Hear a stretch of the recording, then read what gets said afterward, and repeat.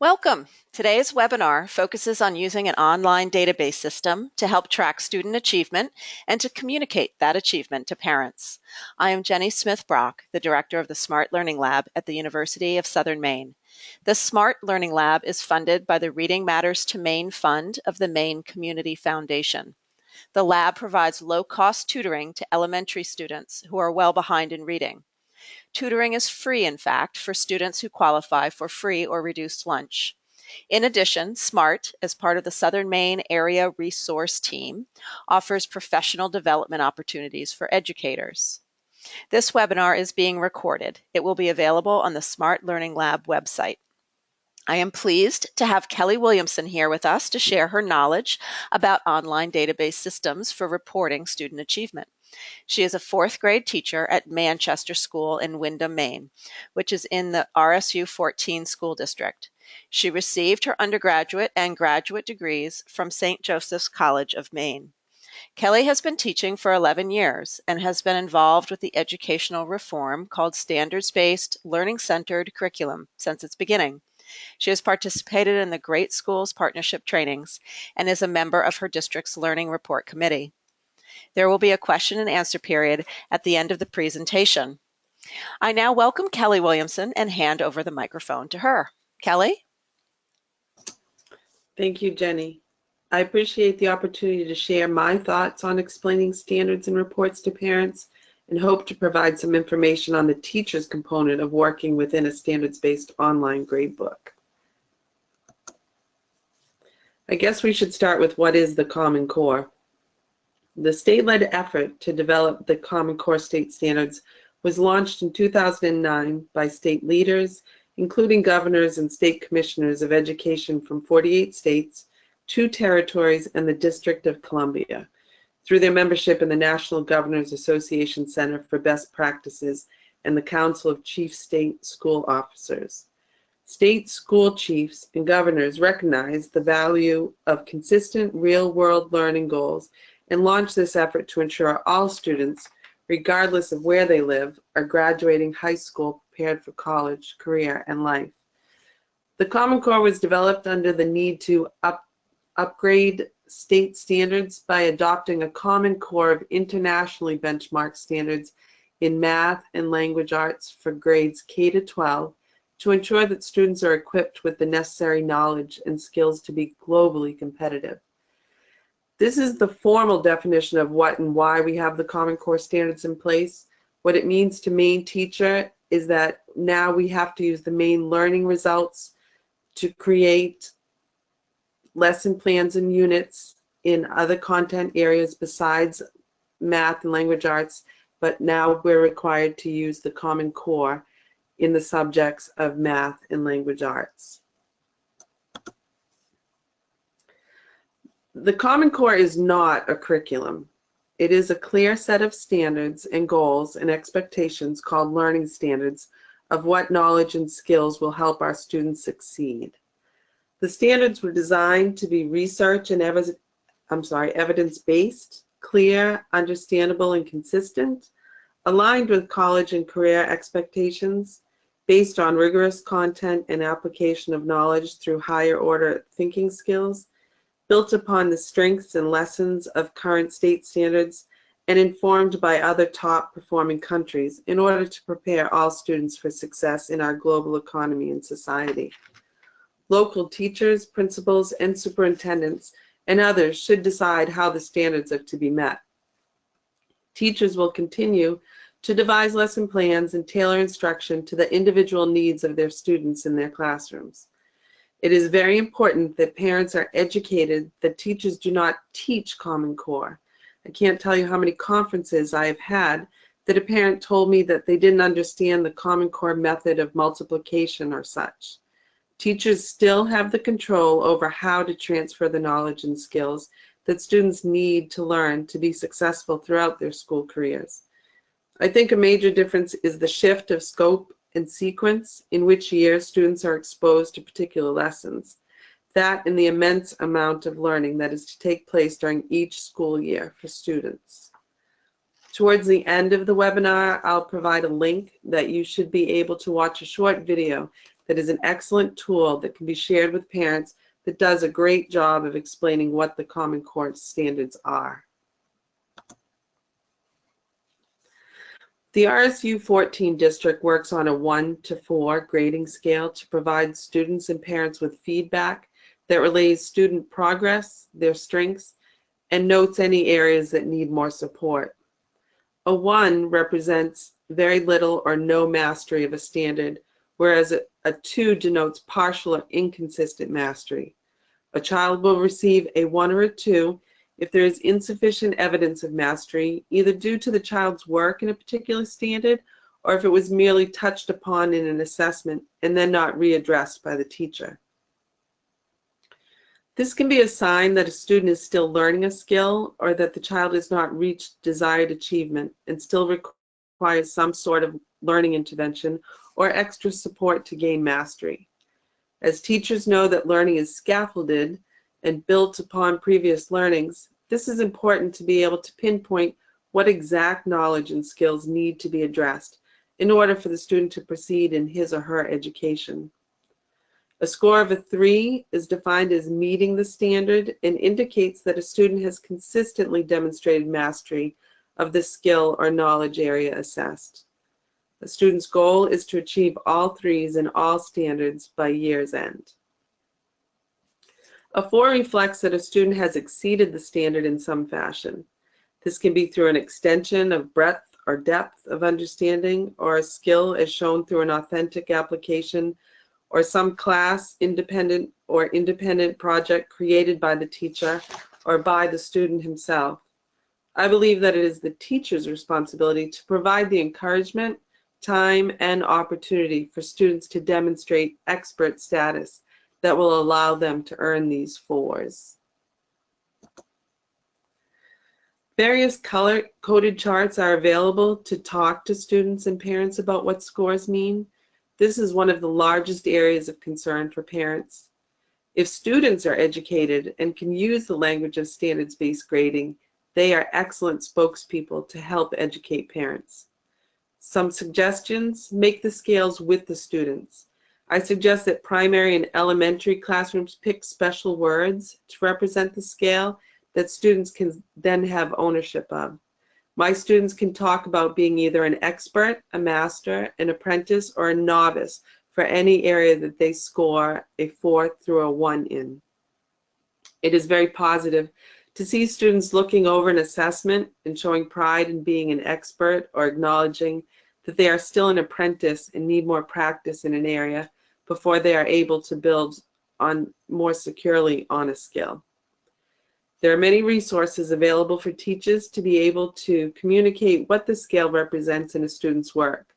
Again, if the student understands what and how they are being graded and are able to communicate what it means, this will lend greatly to a parent's understanding of classwork, progress reports, and report cards.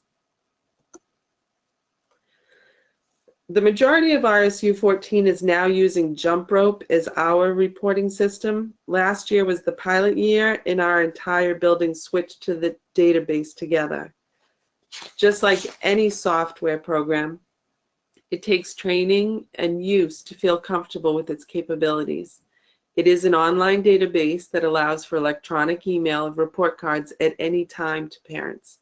There's a portal that 2 of the 5 schools in the district have already opened up to parents. The portal is live and eventually could lead to the elimination of report card day, as parents and students can find out how they are doing in school at any time if the teachers are held to a data entry deadline. Jump Rope has a dashboard that is set up in tab format that allows you easy access to planning or grading assessments in units, or to print or email reports. This can be confusing when starting out with Jump Rope, trying to remember where to be in the program to do a particular feature. This is where initial trainings are important, and to have a few experts in your school that can give support during the implementation of any standards-based reporting system. Jump Rope is great as it has a built-in help desk that users can get quick email assistance with a 24-hour turnaround. It has a built-in library of tutorials that offer great graphics that visually aid users when not sure about entering grades or producing reports. Most any topic is available to research without waiting for a response from a help desk person. I just attended a Jump Rope meeting last week and did hear some negative comments about how long it did take for an assistive response from the help desk. There was also a request for a direct phone number to the help desk to be held by administration in times that require help right away rather than waiting for an email response. It is important to note that Jump Rope does not necessarily run from the East Coast, so sometimes there is a little bit of delay and you cannot get help immediately when you ask for it. Here are two screens from Jump Rope. In the first, you can access and input roster information, and the second is a breakdown by roster, by subject, of an overall mastery average. Anecdotal comments can be stored in a separate storage file that can be shared with other teachers. We have not yet accessed the attendance keeper function of Jump Rope, but the plan is to contain that data within the report at some time in the future. Here is a larger shot of the mastery report that can be broken down by subject, or it can be manipulated by the student. This is useful in finding areas that need to be assessed and by which students. It can be expanded to more discrete assessment information to aid in planning also, as shown on the next slide.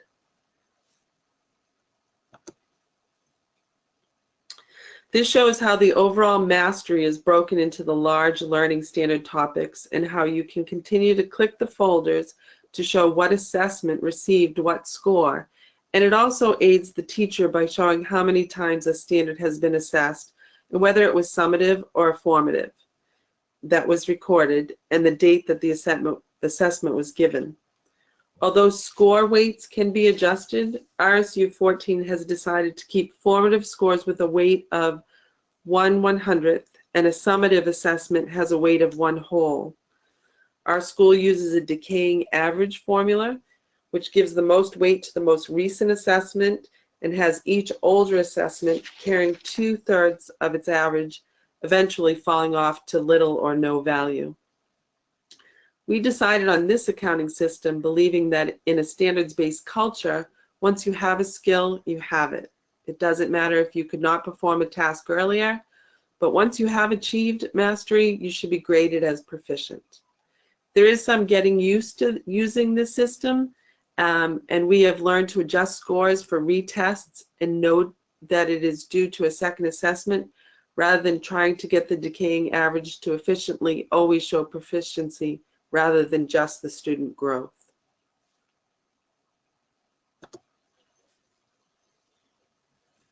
The majority of the teacher time in the system is under the Plan tab. This is where there is access to all of the standards. There are a lot of drop-down menus that take some getting used to working with.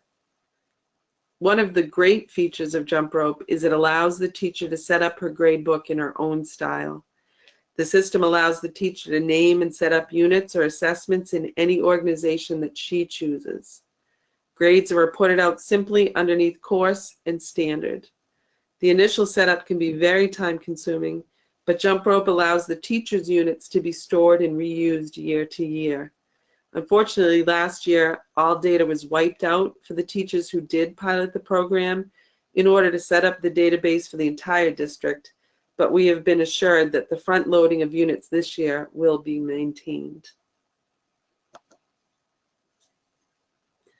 This is the grading component where the grades are entered. You can see the learning standards and performance indicators at the top of the page, and you also get a color-coded class average to each part of the assessment. You can enter as many different standards to any assessment as you like. And if a grade is not entered for an absence or for a student that you did not teach that subject, it is never known as missing. It is not a part of the student's record, until a grade is entered. This is a snapshot of a learning report that is sent to a parent in a PDF form. It is color-coded and does a decaying average of all assessments underneath the learning standard. It is helpful that these color reports are able to be emailed because they end up very long and use a lot of schools' paper and ink resources. By year end, each student report ends up being about 10 pages long.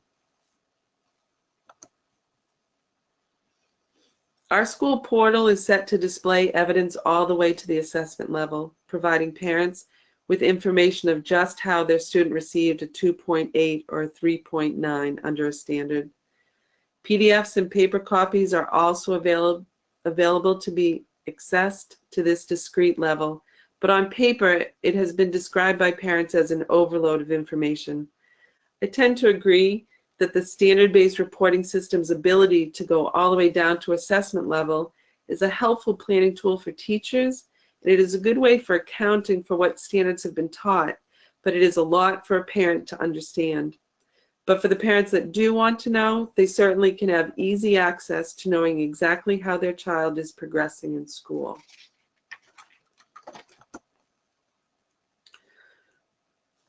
To close out on my jump rope piece of the webinar, you can access a free account to try it out for your classroom at the web address listed on the page.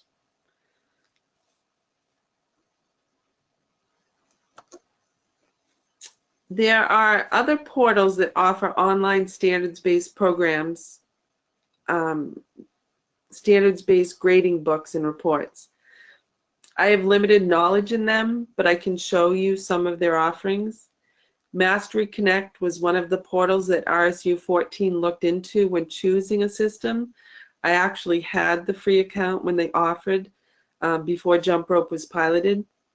You can see that it too breaks down information under standard title and has a color-coded system for its visuals. You set up the database with number scores, and the teacher decides which grade is equivalent to mastery, near mastery, or requiring remediation. This would represent the 1, 2, and 3 level that RSU 14 report to, but it does not show the 4, the excelling in a standard that we like to report to. These two slides show the user-friendly side of Mastery Connect. There is a section where you can build, store, and share assessments that you have created. This would work as a general folder to hold district-created works. There is also a shared user database to find already created assessments that you can access and use with your own classroom.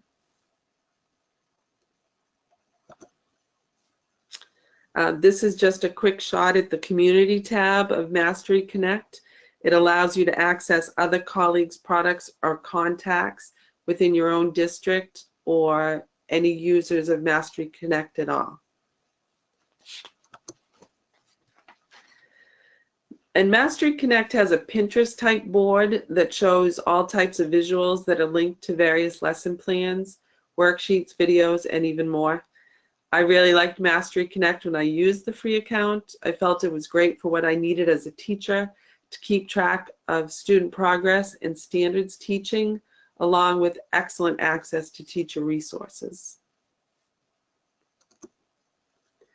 Empower is another portal that is used to report out standards-based learning. RSU 15, the Gray New Gloucester District, uses Empower.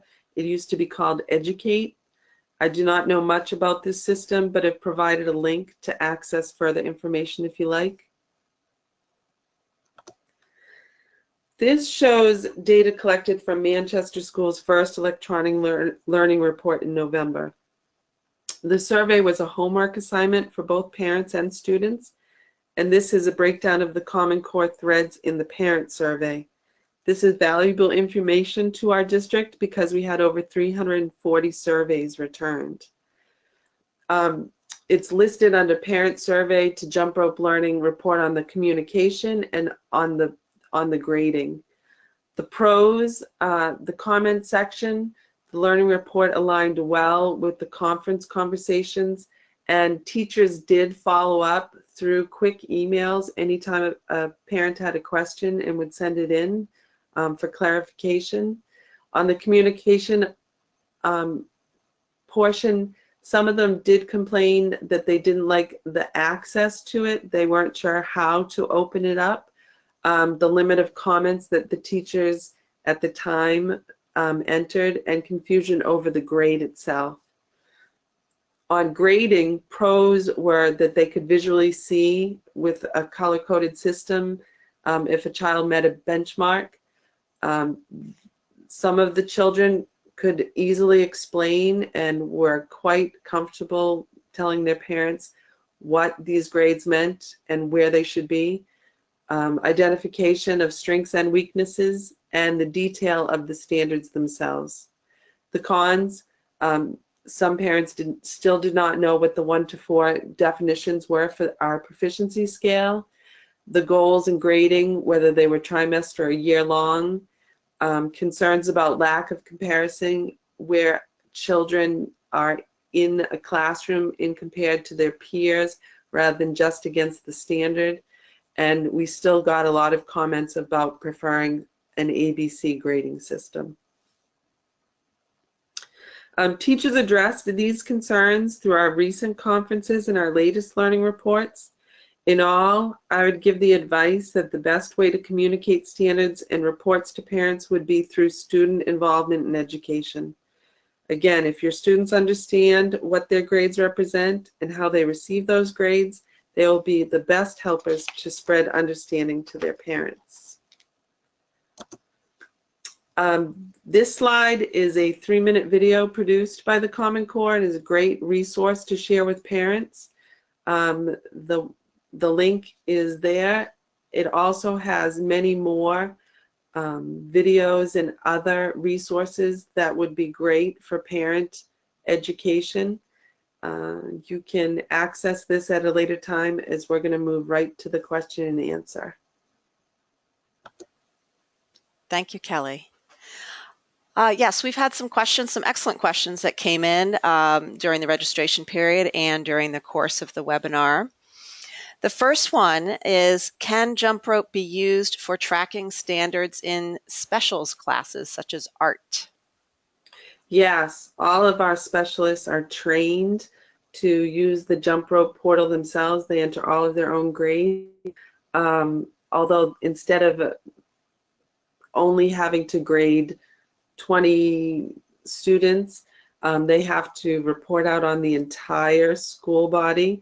But I think it's an excellent tool as standards are listed, and it gives, I think, a little more credence to the specialists, what exactly is happening in those classes, rather than just getting a 1, 2, 3, or a 4.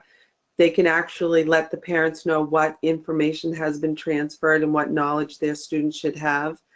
I think it's excellent the way that our school has come together. It's made our report card rather large, but I think it shows all around the whole day how students are doing. Excellent. Let's see. The next question is, our district uses Empower, which allows the administrator to go on and see the history of each teacher. It shows things like when you were on, how long you were on, and what you did while on. Does jump rope have this capability? Yes, it does have that capability. While we're still in the pilot station, or we're in the first year of implementation, the administration would use it just to make sure that people were accessing it and using it. We have not yet opened our portal at our school, so there is no deadline or any requirements at this time of how long you have to be on, but they do have access to all of that information. And once we open the portal, there will be a deadline, and so the administration will be able to see to make sure that teachers are meeting that and are spending the time on the system that's required. Thank you. Question, some districts use a hybrid grading system. This seems to solve some of the problems with GPAs for colleges and helps parents relax a bit. What do you think about hybrid grading systems for high school? I think a hybrid system for the high school is still necessary at this time. Our high school is still working on the implementation of jump rope, where they do have the extra requirement that these children are going to leave and enter college and need some sort of a transcript that's going to be acceptable. Right now, we're still using Infinite Campus until that is in place. We also have at the primary level, we still have some students that, some teachers that use the Infinite Campus portal.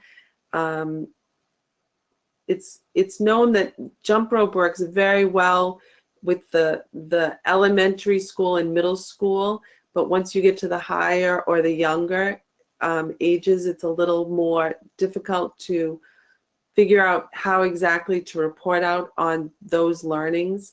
So our high school right now is still in the process, and I wouldn't be able to speak exactly how they're using it, but they're working towards progress of using this standards report, and hopefully it will be able to make a transcript that will be acceptable to colleges. The next question is a long one, but really excellent, and I'm sure is something that many people have. How have you addressed the goals/standards as they relate to trimester or year long? In other words, are the standards being tracked end of year standards? And if yes, what does the reporting look like along the way as the student is progressing toward the goal? Is it okay to be a 1 in the fall, a 2 in the winter, and a 3 by the end of the year? That is a great question. At our school, our report card is year long, and all of a student's goals are year long as well. Now, a teacher may teach, say, a discrete area of algebra in the beginning of the year. That grade will be recorded. Hopefully, the child has got to mastery, and that shows a 3 at that area. But if it's not, when they move away from that, that information is still in front of the teacher anytime you pull up a report, and then it gives the time to either provide extra support or interventions by year end to get that child to mastery. Our report cards will show growth throughout the whole year on, say, a writing standard or a reading comprehension that just gets built upon. So it constantly adds on to it, and the report card itself will show any areas that still need any reteaching at the end of the year if they have not provided proficiency. Our report cards don't show a November date and a March date and then a June date, and then a teacher would have to print a final report. Our report is always final and all year long. Jump rope does have the capability, if you wanted to, shorten it up and show one period of learning, how exactly a student did, to be able to compare by year end, but we just have it open all the time. Great, thanks. The next question is how much training is recommended for jump rope?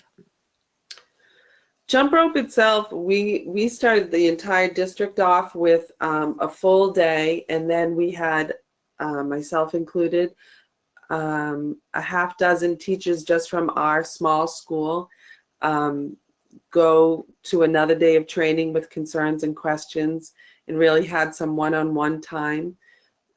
Jump rope also came back to our school another 2 times for trainings. It does take a while to get used to it in the beginning.